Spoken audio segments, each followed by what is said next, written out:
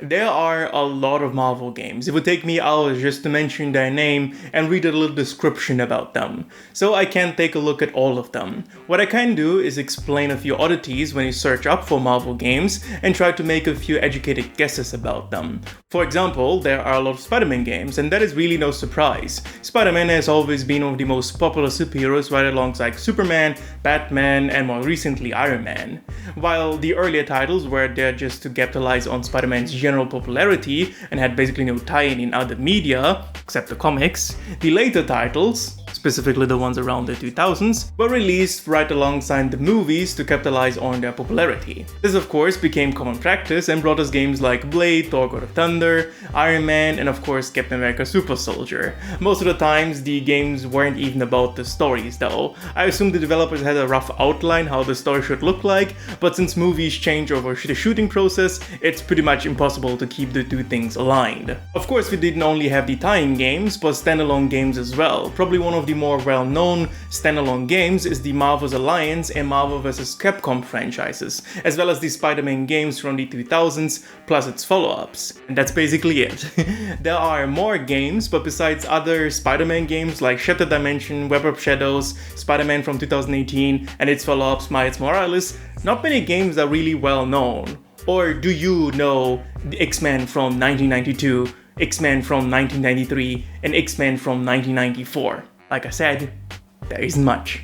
Another noticeable thing is that before 2009, Marvel games mostly had the name of the heroes on the box without the Marvel brand. Since 2019 though, Marvel has slowly been slotted in front of the game's name. The reason might be because Disney took over that year, and since then Marvel is being pushed as a brand more and more. Individual heroes are less important in favor of the Marvel name. The general public might now know who the Avengers or the Guardians of the Galaxy are, but probably not many people know who Omega Flight or Midnight Suns or X-Force is. So instead of naming games after certain heroes or groups, naming it Marvel insert name here makes more sense. What I'm trying to show here is that in Marvel's gameography, we had mostly games trying to generate the maximum amount of money based on its heroes' popularity, but now they are banking on the Marvel name itself.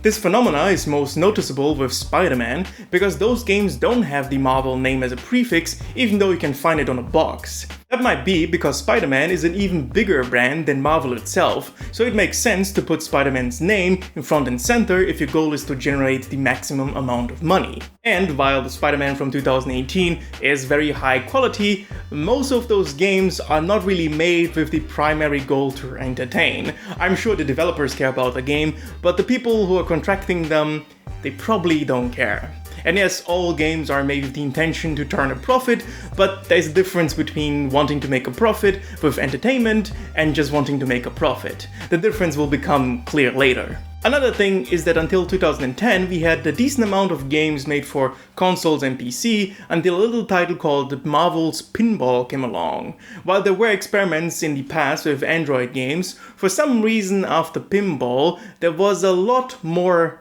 mobile games.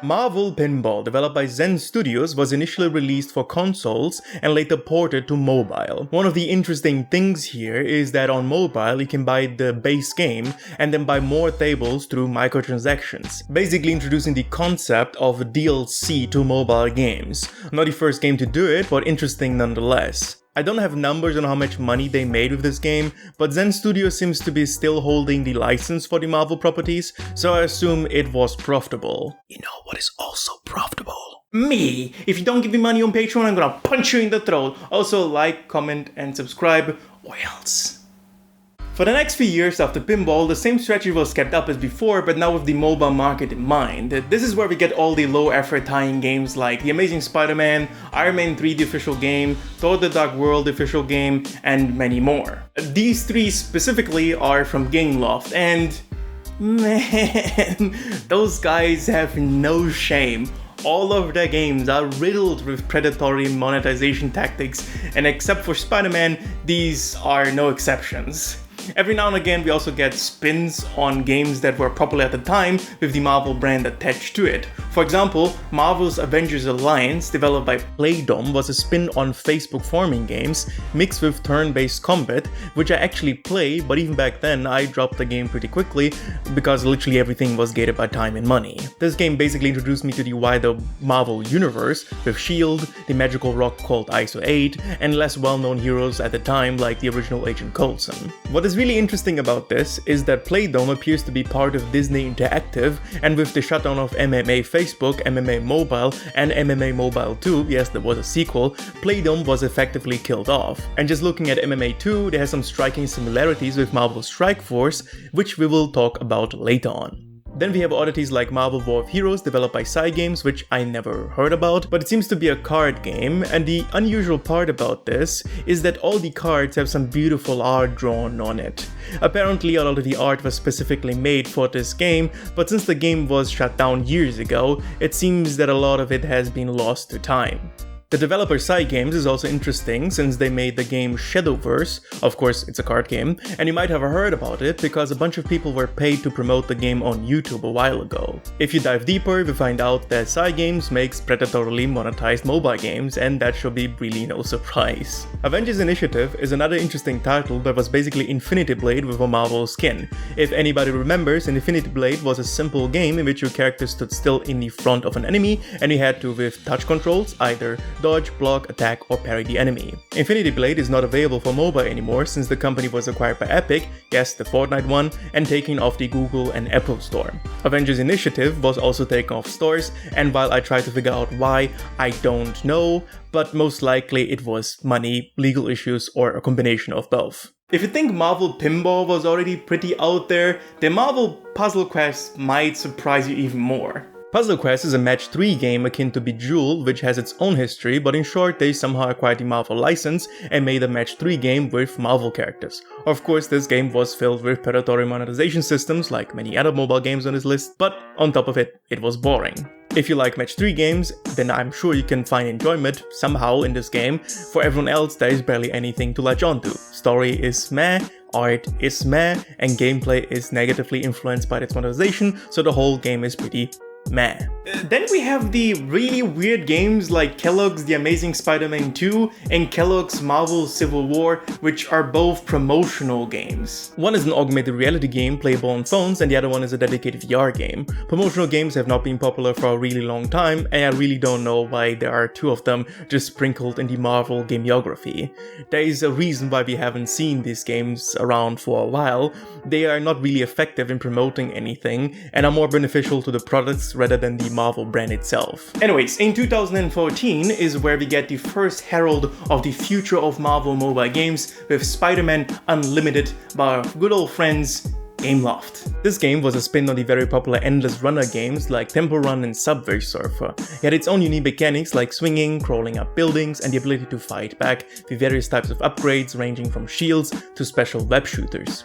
On top of all that, the game also had a story mode with challenges in every stage, pretty much like you see in every modern mobile gacha game. The story was presented in this mix of visual novel plus comic book style, and sometimes it even had some in-game cinematics. At the end of the day, it was a mobile game, and it was noticeable, especially at the bosses. After a certain amount of stages, you were confronted with the Sinister Six, and they played exactly the same. They threw something on the ground, you had to avoid it and punch a branded shield until their HP ran out. It was fun, especially for a free mobile game, but unfortunately it was also full of predatory monetization systems, like many other games on this list. For example, in the game you could acquire new Spider-Man through a loot box, and of course the higher tiered ones could only be bought with gems, which translates into money or time. The game locked you off at some point if you didn't have a certain amount of power, so you were required to get better Spideys if you wanted or not. And of course, there was also an energy system which could be bypassed with money, and an upgrade system that could also be bypassed with money. Fortunately or unfortunately, the game was shut down in 2019, and the reason is not really well known. Gameloft has not worked on any other Marvel games since then, but they have been working with Disney ever since. An example being Disney's Getaway Blast. The last game that was released to capitalize on a movie success that I know of was Guardians of the Galaxy: The Universal Weapon, also developed by the same people who made MMA. It was one of those games where you had a few units on the field and they auto-attack the enemies, and you can also pull them towards the enemy if needed. I would describe it as a minimal RTS or unit-based RTS, and yet again you had the typical monetization garbage we have seen before, but now with bobblehead characters. This game is also not available anymore. Unlike Marvel Contest of Champions, which you can still play today. Developed by Kabam, this game basically marks the arrival of the modern landscape for Marvel mobile games. It's a fighting game with a mix of roguelike elements, but it's mostly a fighting game. Of course, filled with predatory monetization tactics. Everything is here. Energy systems, several different currencies, jobs for them and characters, rank characters based on stars that you need to upgrade, and so on. If you thought predatory monetization was bad in the old games, this is where the game went all in, and while the game isn't really well known, it seems to be still going strong. I assume there are people that really like the game and keep the game afloat with their payments. And, well, at least in this case, it is really not difficult for me to imagine someone liking the game, because the base game, while repetitive, is kind of fun. Pulling off a full combo with several parries, 1-2s, long shots is really fun, especially after you unlock the ultimates because they look really awesome. Kabam would years later release Marvel Realm of Champions, which is a 3v3 MOBA with different game modes. A bit surprising since the MOBA hype has been over for a while, and the weird thing is that you can buy power with money for some reason. MOBA is one of the genres where you shouldn't be able to buy power with money, otherwise the game becomes very unbalanced. Both Realm and Champions still get regular updates, but I assume they have a really small core audience that keeps spending money because I never really heard anyone talk about those two games. Another interesting thing is that these games often have promotional characters from upcoming movies, series, or other games in them. So while Marvel doesn't make promotional games anymore, they still cling to the old ways by promoting their movies through those games. Since for mobile it's often difficult to find numbers and how many people play and pay, I always like to take a look at the stream numbers. On Twitch, we still have people that play Realms often, at least at the time of this video's recording. Contest has more streamers, but most of them speak Portuguese or Spanish. So Contest, for being an older game, seems to have more popularity than Realms. Funny enough, there is also another Marvel MOBA called Marvel Super War from NetEase, and this really seems like a little bit of cannibalization of Marvel games here. Maybe they released Super War and when it didn't take off, even though it has 10 million downloads, it was decided that they should try it again with Realm, but that doesn't make much sense time-wise. Also, it seems that at least in the Asian market, Super War has been doing pretty well. My assumption is that there wasn't much communication between the studios as well as Marvel games, and they by coincidence worked both on MOBAs at the same time. Even though Super War has a crazy high amount of downloads, it doesn't have much popularity on Twitch, and on YouTube it seems like it's comparable to the other games, but I already mentioned that Asia seems to be the main market, and Twitch is not popular in Asia as it is in the Western markets. The major problem here is also that the game doesn't have a global release, and there is no global release planned. Unlike its companion, Super War seems to not be filled with predatory monetization, but one thing you might notice is that it seems that items are extremely similar to League of Legends. It's kinda weird, but nothing I would put past NetEase. I have talked about NetEase before, and it is an interesting company because it's one of the biggest companies in China right alongside Tencent. And as I mentioned in my Battle Royale video, they not only made knockoff PUBG clones with Rules of Survival and Cyber Hunter, they also made knockoff mobile versions of Dead by Daylight with Identity V. The reason why they're so big in China is because they have Blizzard games over in China, and for those who don't know, most companies cannot do business in China directly. They have to enter a partnership with a Chinese company to be able to sell the product. This goes for every single product, by the way. You can think about it as kind of a version of protectionism to ensure that your country doesn't get run over with foreign money and companies who could disrupt society.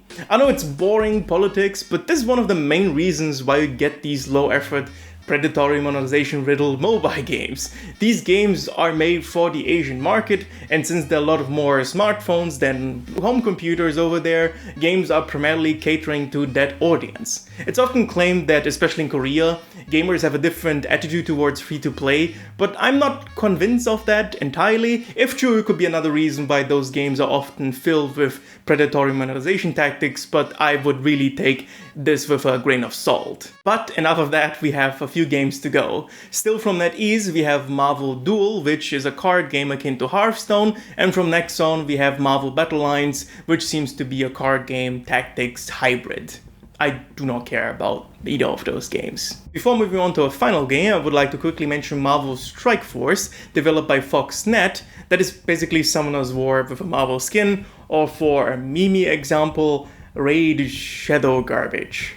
Yay, you can hear the excitement in my voice. I already mentioned that this game looks eerily similar to Marvel's Avengers Alliance 2, but I couldn't find any connection between those two games. It's just weird that a company would shut down one game just to make a very similar game years later. And finally, we have Marvel Future Fight and Future Revolution. I chose to bundle those two together because they are both from that Marvel and could almost be seen as the spiritual successors to each other. In Future Fight, you make a team of 3 people that you can change on the fly. Missions are sectioned off in small spaces with a boss or mini-boss at the end of the mission. Like Action Taimanin or Honkai or any other example you can bring up, content is chopped off in small little pieces and then served back to you in this very slow and tedious manner. All of this is to eat up energy reserves so that you either take a break, which is not really intended, or pay money for energy. And it works. A lot of people do pay for energy. Of course, you can also pay for shards that will allow you to unlock champions, and you have to get more shards to increase the hero's rank, which makes them stronger. These are all things you have seen before if you ever played a gacha game in your life. When I played, what impressed me was that the game did have a dedicated story, and what stood out to me the most was an AI named Yocasta. I don't know why, but for some reason the name stuck with me. Like often, these stories surrounds the multiverse and the magical stones called ISO-8. One is to justify the existence of several heroes in the same universe, and the other one is often used for upgrades. Future Revolution basically takes that idea and makes into an MMORPG.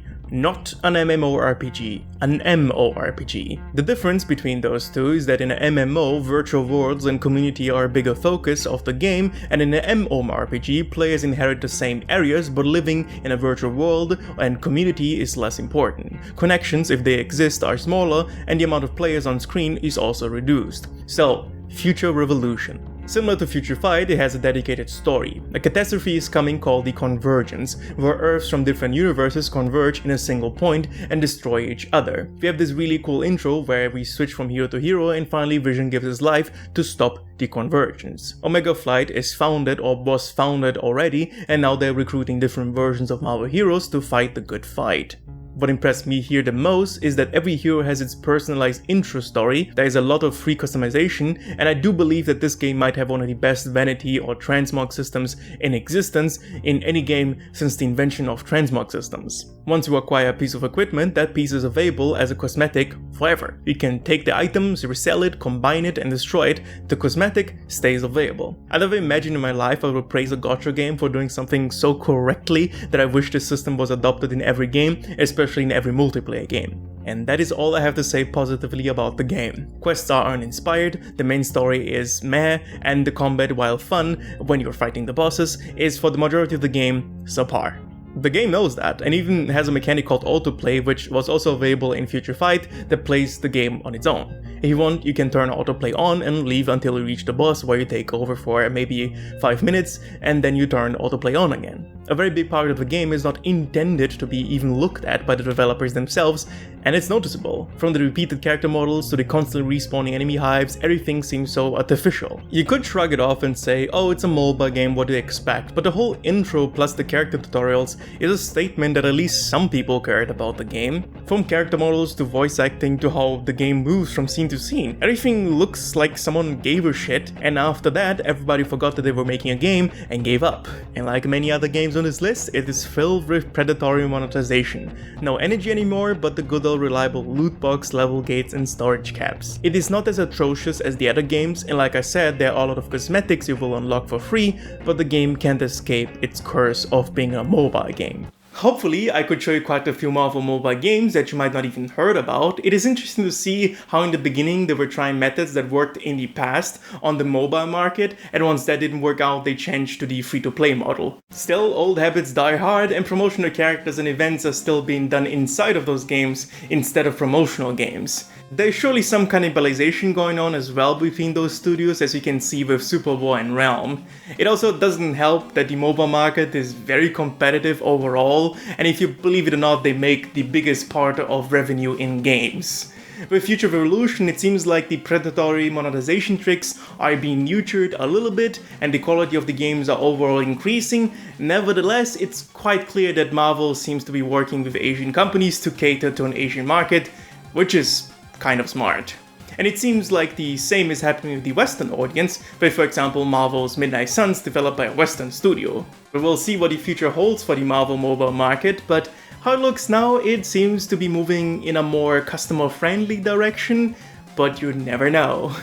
If you're a customer, consider buying my Patreon, otherwise I will punch you in the throat. Anyways, I hope you enjoyed the video. As always, take care of yourselves, and have a nice day.